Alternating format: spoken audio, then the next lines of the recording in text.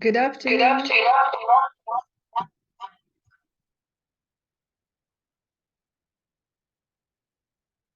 Sorry. Good afternoon. Good afternoon, ladies and gentlemen. My name is Maisa, and I'm responsible to present my paper for Conaplin 16th. My paper entitled "What is Phonological Awareness and Why Does It Matter in Teaching Literacy Practice?"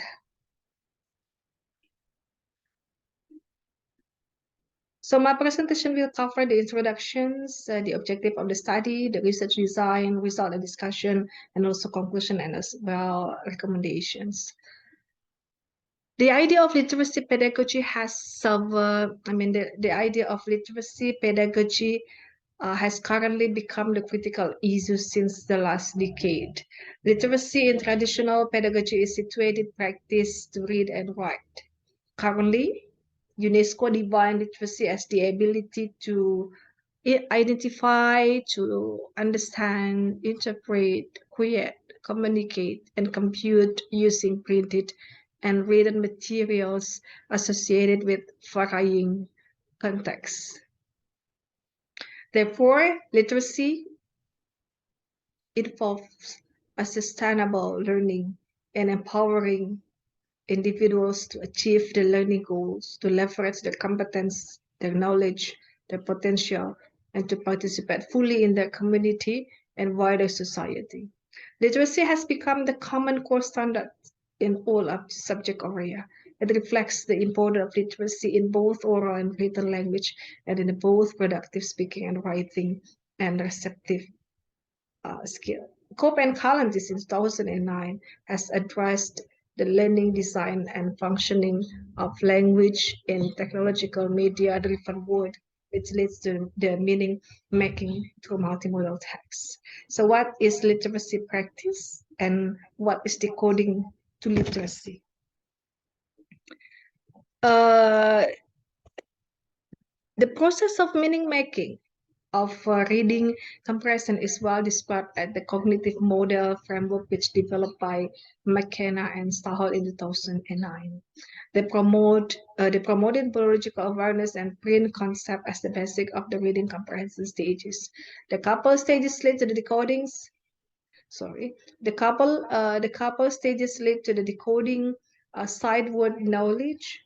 It is relevant to the concept of linguistic comprehension stated at the concept of SVR by Goff and Thornburg in 1986. And the decoding side word knowledge leads to the learner to the fluency in context and automatic word recognition to the reading comprehensions.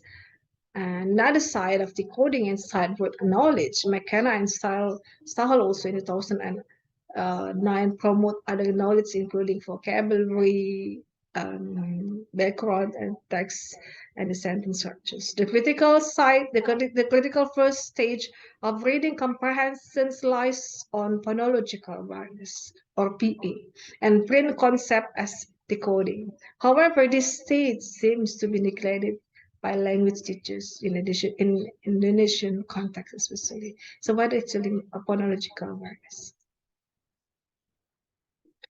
The phonological awareness is the ability to notice, to think about, and work with the individual sounds in spoken words. Language learners need to become aware of how the sounds in words work before they learn to read. What works in reading tends to be dynamic and fluid that can build language learners' reading comprehension um, efficiently and effectively with greater result than regular reading activities and early literacy. Phonological awareness activities let language learners to understand that words are made of speech, sounds, or phonemes. Phonemes are the smallest part of sounds in a spoken word that make a difference in the word's meaning. For example, the changing the first phoneme in the word had from ha to pa changes the word from had to pad, and so changes the meaning also. So, however, phonemic awareness is widely used terms in reading. It is often misunderstood. One misunderstanding is that the phonemic awareness and phonics are the same thing, but actually it is different. Another misunderstanding also about phonemic awareness is that it means that the same phonological awareness. So the two names are not interchangeable. Phonemic awareness is a subcategory of phonological awareness. Then the focus of phonemic awareness is narrow.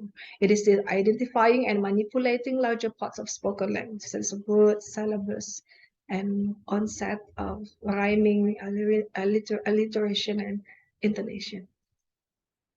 So the contemporary studies related to the phonemic awareness insertions provide several kinds of phonemic awareness activities, including phonemic isolation, phonemic, phonemic identity, phonemic categorization, phonemic, phonemic categorization, phonemic blending, phonemic segmentation, phonemic deletion, and phonemic addition. These activities lead the students to learn how to spell and meaning-making process appropriately. Another benefits of the phonological awareness instructions will help the language learners to read and trigger them to think critically and creatively by playing with sounds of phonemic to construct the meanings. So through this paper, I eager to explore why and how phonological awareness really matters for better literacy instruction, especially for the children class and at the pre-kindergarten. Therefore, the next will present the approach of and the activities of the phonemic awareness. Okay, the last words of the previous slide presentation stated earlier is actually as the part of objectives of my study. So the first is to dig out how the phonemic instructions led by the teachers could help children develop their literacy skill in the classroom. Second is I want to explore the numerous ways to help children develop their phonological awareness, and the third is to trigger the critical thinking skill among children while they are playing with the language. Okay, and then the research design, I choose classroom action research, which consists of plan, action, and reflections. I come to the classroom for several times, and my participants is the 5 years old children, and of course my collaborators is the teacher of the kindergarten, pre-kindergarten, and also the headmasters. And the actions that I have in this class is about the identifying activities, identifying phonemic awareness activities, categorization, deletion, and substitutions. Okay, so the result here are the result of my research. When I come to the identifying sounds, I give them a bottom. So this is the pedagogical, the dialectic pedagogy, the dialectic pedagogical happens during my classrooms. The teacher said, listen to me and put one button to represent the sounds you heard. Then I'll give you examples. So I give them buttons because you can see that at the back of mine there is a cupboard and there is many buttons that consist of buttons. So I put some buttons there and I give one student with the 5 buttons. Every student have 5 buttons, and I give an example to them that Mata, while saying the words, I also take 2 buttons and put them at the blank paper. So I said Ma for 1 button, Ta for second button. And I repeat twice action for representing 3 words. For example, I come with the word wood, termelon. So, matahari. I take ma for the first button for ma, the second button for ta, the third button for ha, the fourth button for re. So every sounds they heard, they have to put 1 button. So now I want you to follow me and listen many sounds you heard, how many sounds you heard, and take your partners on 1 button. So here are the activities. So everybody are engaged. The students are all engaged to listen and also to put and to count. So they what is it? They suddenly have the numeracy and literacy at the same time. Okay, so what actually that means? So that to find out the reasons why phonological awareness really matters for the literacy instructions, the author presented that in the 3 phonemic awareness. So that's what I have before. So to demonstrate what each child has voices. Okay, sorry. The children practice meaning making through audio, visual, and symbols. They active their listening skill and also their critical thinking. they count, they have also numeracy and literacy practice at the same time. So these activities also trigger children to have numeracy interaction and literacy as well. Therefore, it can be inferred that the phonological awareness really matters for the literacy and numeracy instructions. By situating the condition, the children can experience the activities to construct the concept of phonemic awareness that provokes them, provokes the ability of critical thinking and support the process of meaning making. So this is the second, what is it? The second actions.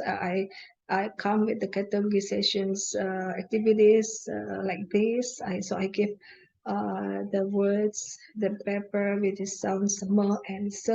Then they have also I provided many pictures or symbols that comes with that represent the first sounds m for mobil, mo for matahari, mo for melon, or se for sisir, se for sepeda, se for sepatu, and etc. So some children still associate alphabet as the phonemics, so she takes several drills to make them familiar with the phonemics. I said this is me, this is for manggis, and for manga, and I also repeat the time. This is sounds of for sisir, for sepatu, for sandal, and etc. During the practice, the children are active clarifying the presence of the things to the teachers. So, Miss, is it? Is more Veritas motor belong to ma or so? And I said, so what do you think? Please say it motor. So what is the first sound? Ma or so? And I tried to point to the ma or so column. So I said ma column, good, very good. And then you can stick that on that column. So this phenomenon indicate that the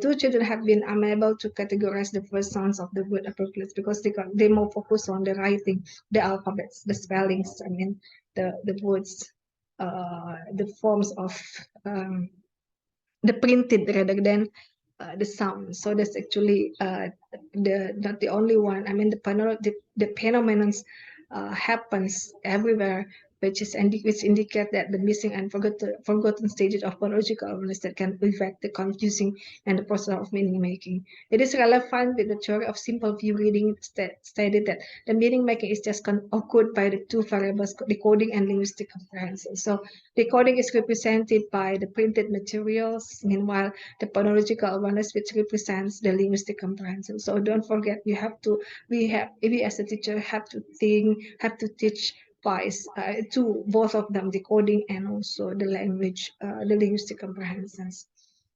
Okay, so in the last section, I give them deletion and substitutions practice activities. I mean, so this is the kind of dialogic conversation. Also with dialogic pedagogy happens actually in my class. So my class, when I'm teaching deletion, when I'm introducing or when I'm applying deletion and substitution with the word with my students. I mean, now here's the conversation when I say, aha, now we will play deletion and substitution. Look at me, I have melon in my hand, but I want to delete m, then I close it. So I put the pink papers and I close m with pink pepper. So what's gonna be melon without m?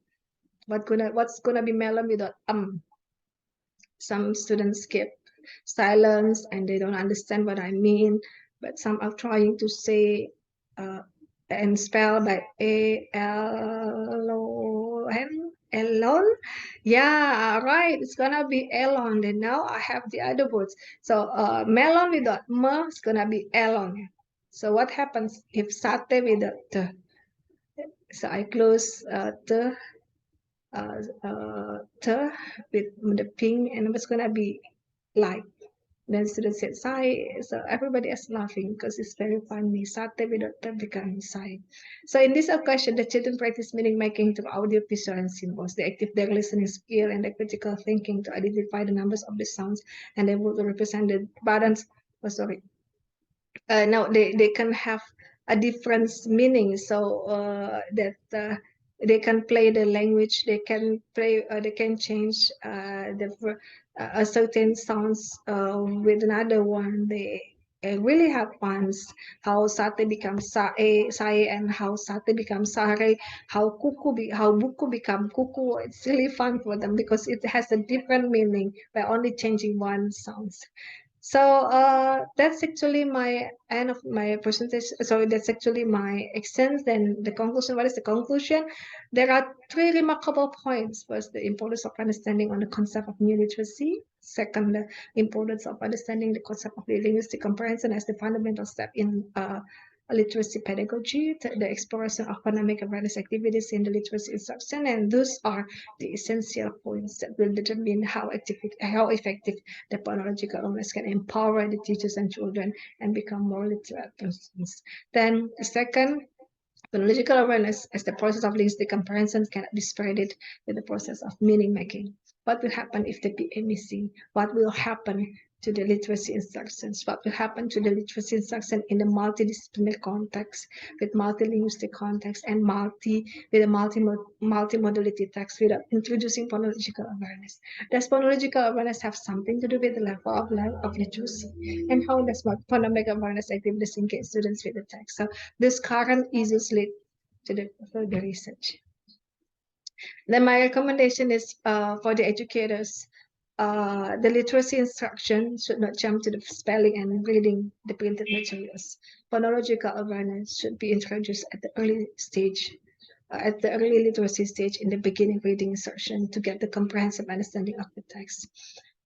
So they know, they are able to differentiate the sounds and etc. For the researchers, PA, which is part of the linguistic area, should be explored more in linguistic context with multi-literacy content area and multimodality texts. Okay, that's the end of my presentation. Thank you.